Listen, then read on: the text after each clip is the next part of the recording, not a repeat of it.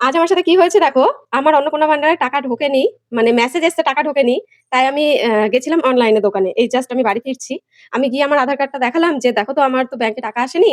কিন্তু আমার মেসেজ দেখাচ্ছে। মেসেজ এসছে যে টাকাটা তোমার ঢুকেছে।" দিয়ে চেক করে বলছে, "তোমার টাকাটা পোস্ট অফিসে ঢুকেছে।" এই মরেছে। আমি জীবনে কোনোদিন পোস্ট অফিসের মুখই দর্শন করিনি। মানে আমার পোস্ট অফিসে কোনোদিন কোনো দরকার পড়েওনি আর আমি কোনোদিন যাইওনি। কিন্তু ওখান থেকে বলছে, "হ্যাঁ, তোমার টাকা পোস্ট অফিসেই ঢুকেছে।" এবার কি করব ভেবে আর খুঁজেই পাচ্ছি না কিছু। আমাকে বলল, "দেখো তোমার বাড়িতে একটা ছোট কার্ড আছে। একটা এটিএম কার্ড টাইপের কিছু একটা কার্ড আছে। ওটাতেই টাকা ঢুকেছে।" এবার আমি কিছুতেই কিছু বুঝে পাচ্ছি না যে আমার টাকাটা গেলটা কোথায়? আমি তো পোস্ট অফিসের মুখটাই কোনোদিন দর্শন করিনি।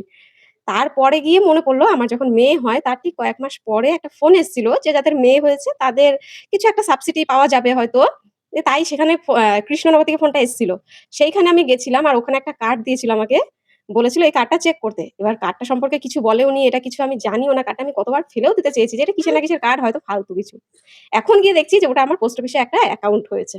এবার বোঝো কান্ড, আমার টাকাটা সেই পোস্ট অফিসে গিয়ে আছে। আর আমি এই ২-৩ দিন থেকে ভাবছি যে কি হলো আমার সাথে? আমার ২ টো অ্যাকাউন্ট আছে। ২ টো অ্যাকাউন্টে একটাতেও টাকা আসেনি।